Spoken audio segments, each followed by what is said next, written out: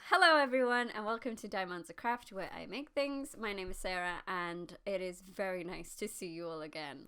Can I just say I am absolutely baffled by the response that I had to my very first video, which was the last video. Wow, I didn't expect even like 100 views and I end up with like 200,000 views and 12,000 new subscribers. So hi, welcome back. I just want to say thank you to those who liked, subscribed, commented, followed me on Instagram. You guys are fantastic.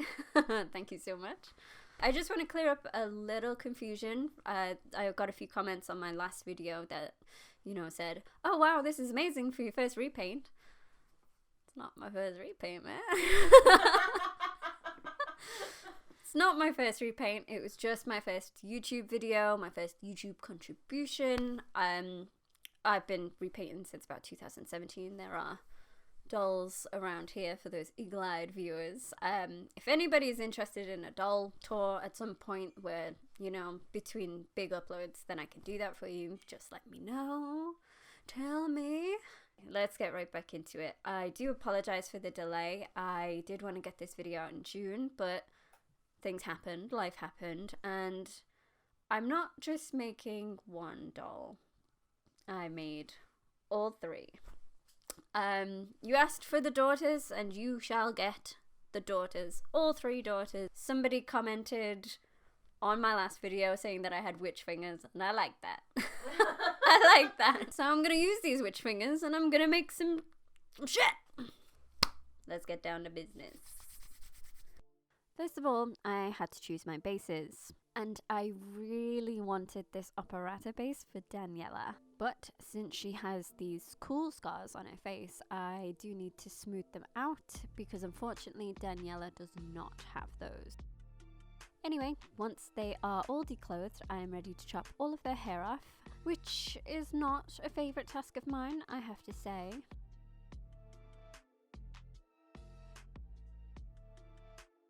Now, Draculaura, who I am using for Bela's base, has a little neck injury, so I'm just being mindful and as careful as possible when pulling her head off.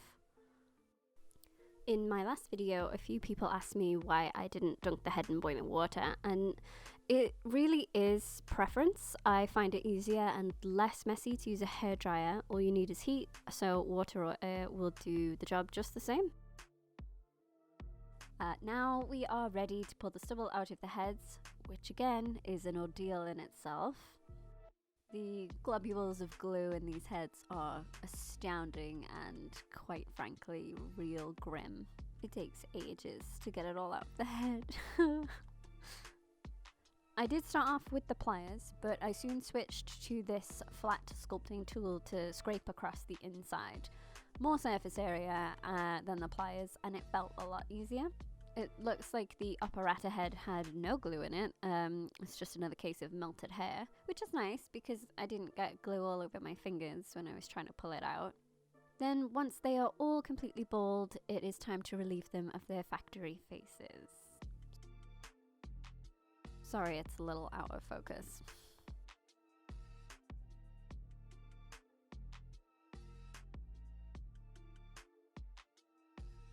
Okay, so operetta needs hair mod, and I know there are two ways to do this, as Papa Nortelia has done them both. So I think the shrinking method is probably the best way to go, because I would rather add material than take it away. If you're not familiar with the shrinking heads, the acetone gets soaked into the vinyl and swells the head, so when it dries, it reduces the size and makes it harder. It's a chemical thing. I'm no scientist, I just know that it works that way. I'm also reusing the acetone bath I soaked my Among Us doll head in because it's real difficult to dispose of, so I'm going to reuse it as much as I can. Now, the head is massive and it is very delicate, so whilst we leave it to dry, I'm going to tend to her body. Again, Papa Nortelia sands the surface of her doll's bodies to remove the gloss on top, And of course, it works to remove the tattoos or surface paint without the need to add any other chemicals that may melt the plastic.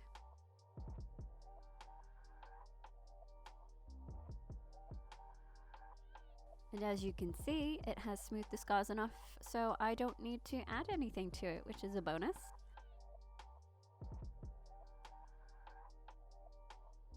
I did add the Apoxie Sculpt to her face off camera to fill in the gaps.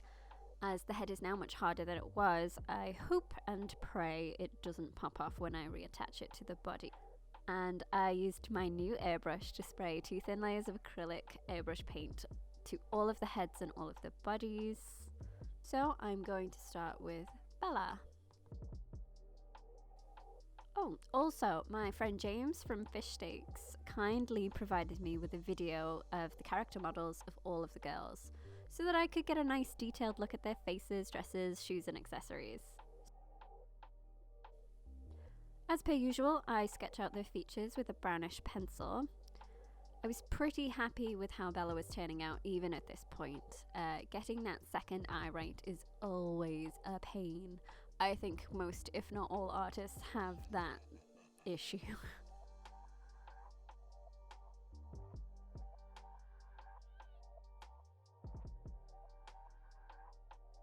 I want all of them to have a different expression, and I feel like I'm giving Bela a sort of smug smirk.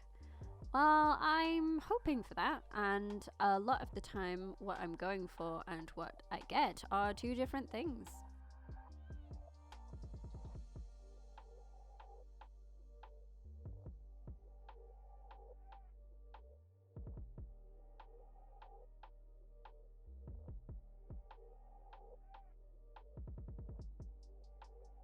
Sadly, my camera battery died as I was doing the rest of her face, so this is all I've got for her.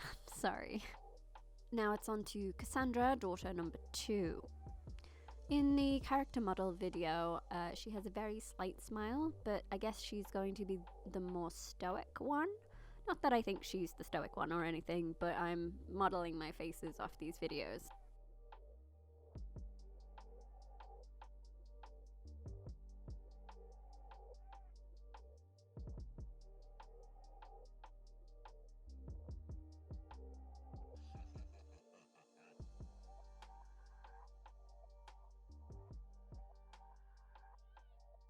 To get their iconic blood-stained chins, I first layered a base of brownish red pastels before going in with the Inktense pencils mixed with a bit of water. I just used a small, kind of grim brush to add to the mess. The great thing is I don't have to be neat at all. I can just throw it on where I like because these ladies don't seem to believe in napkins. And when the pigment is a bit too bright and strong, I either just dab it off with a kitchen towel or my fingers, and it leaves a nice little impression of colour.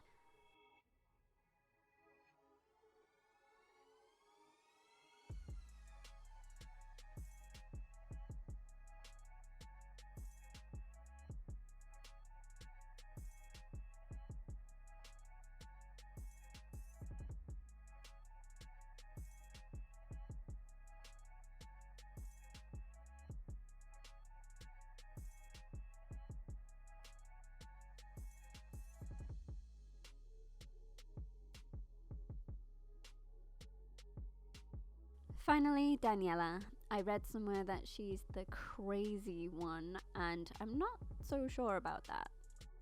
I believe she's the one you fight in the library place, and she says things like, "Why don't you love me?" or "Why are you hurting me?" As if she hasn't been trying to get a good sip of that man blood everybody's been raving about. I don't know if that puts her in a higher class of crazy than her sisters, though. They all tried that, so...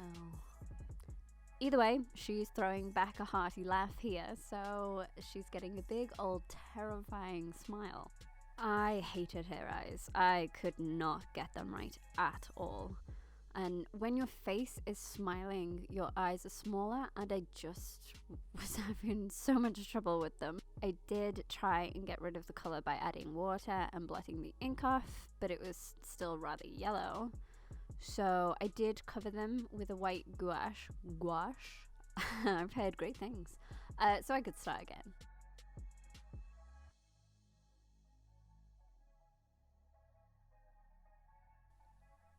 I don't want them to have 3D eyelashes, so they're just getting drawn on.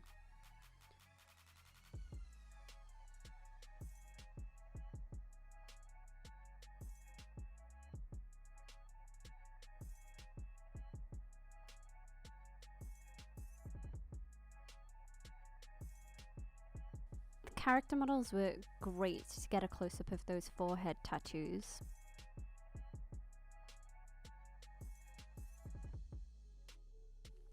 I tried to sharpen my pencil as much as possible to get all of that detail in there because I really don't like painting. My paintbrush wielding skills are almost non-existent as far as I'm concerned, so it is pencils all the way.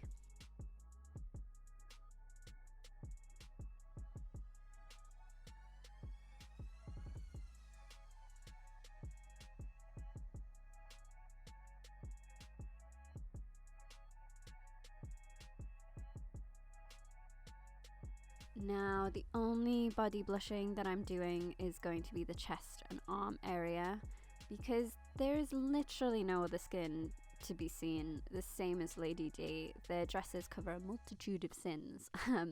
So we'll only focus on the bits that show. It's fine. And as they are messy eaters who don't shower, we don't have to be neat about this either. The messier the better, I reckon. So I just use the same technique as I did with the chins.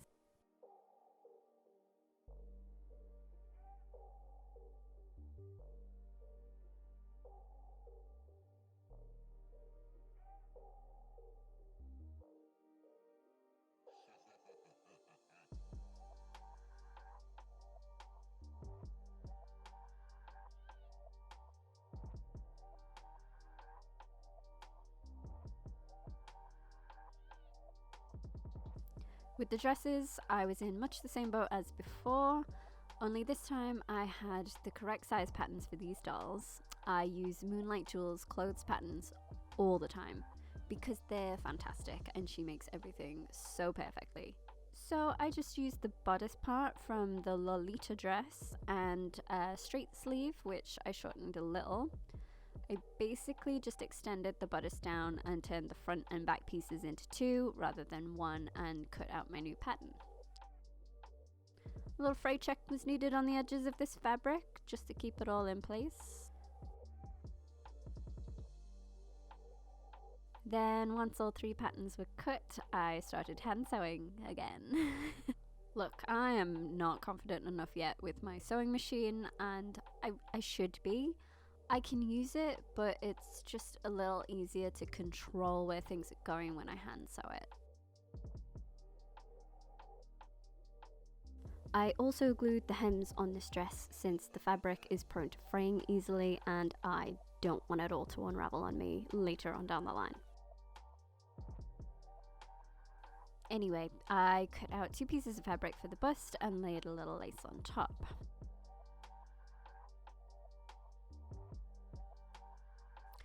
All done with a few snaps in the back, even though I don't plan on removing these dresses ever.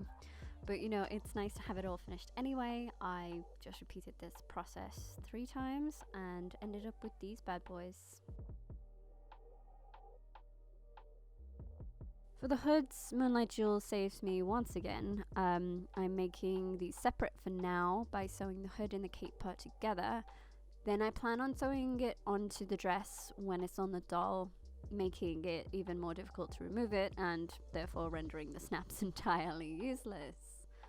Oh well. For the jewelry, I was wondering what on earth I could do to make it look any sort of good. I cut up a larger decorative piece for the gem part and then just drew the choker and smaller necklaces directly onto the skin. I figured that would just be much less bulky.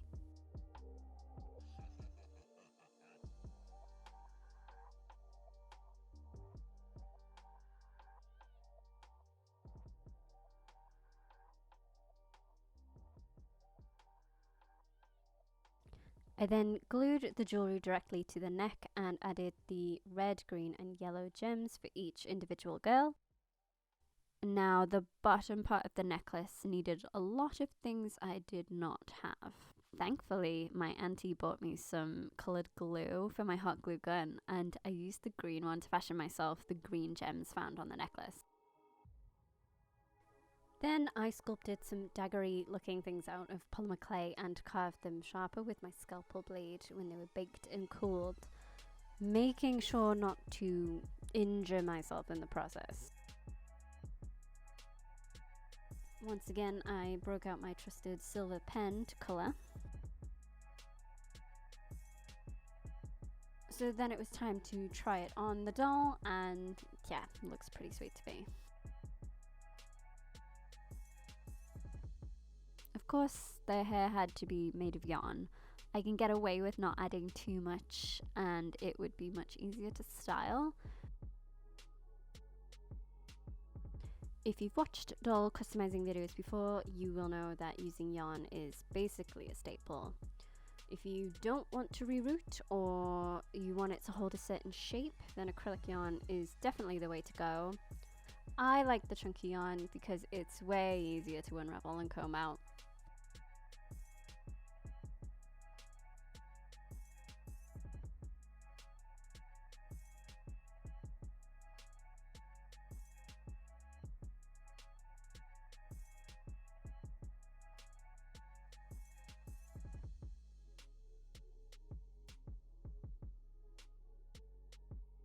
The only issue is that I didn't have the kind of colours I needed, though what I did have was some pastels that I could use to get the colour I needed.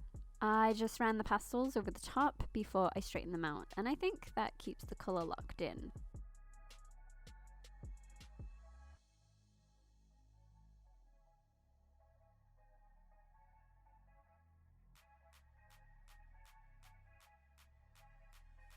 And as usual, I glued them down to make the wefts.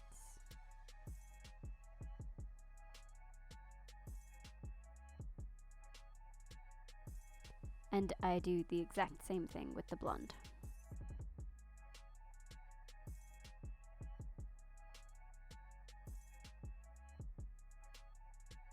So, I know last time many people did tell me where to find the shoes, and I took that on board.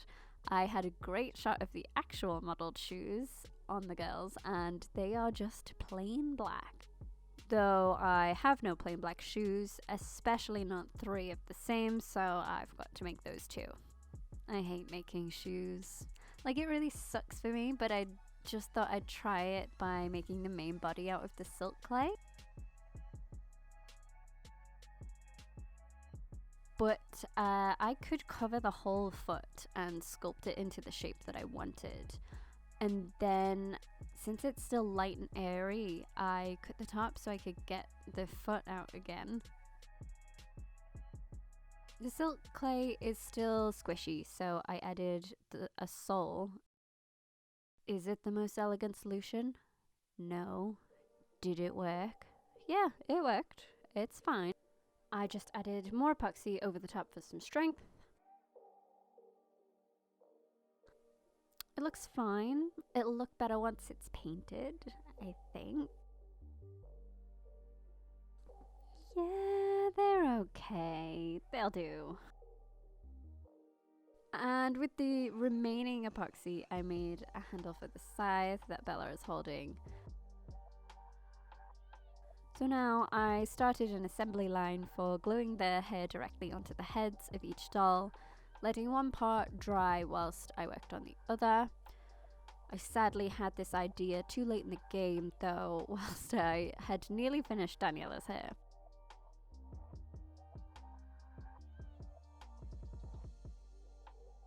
I also noticed that they have these little flowery things on their lapels. I assume that's to hold the cape in place. So I'm going to make those out of UV resin. I could have added pigment straight into the resin, but there's no guarantee that it would all cure since the light can't get to the middle of it. So then you have to do it in stages to make sure it's cured all the way through, and it's just a pain. I painted them and I coated them in some mica powder to make them shiny. And then I just glued those bad boys straight onto the dress. So it's all done. Again, some gloss to the eyes and lips, and that is that.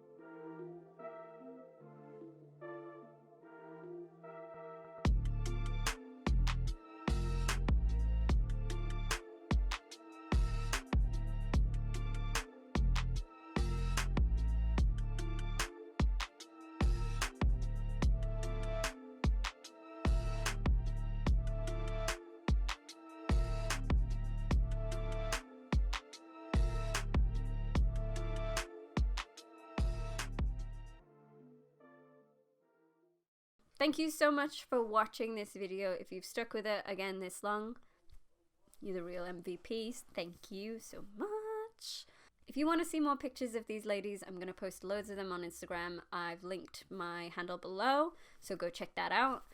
Follow me if you like. I think I'm going to leave the Resident Evil dolls for now. I know a lot of people were asking for Donna and Angie, but if you want to see a Donna and an Angie, there is another YouTube channel called Nerdy Capybara. I think that's how you say that. She's done Donna and it looks amazing, so go and check that out.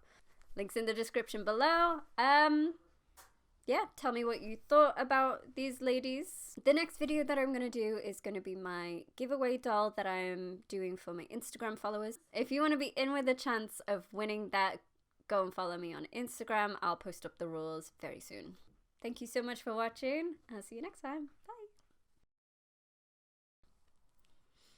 Yeah. Go back. I think that's about it. Okay. Creep it real, my guys.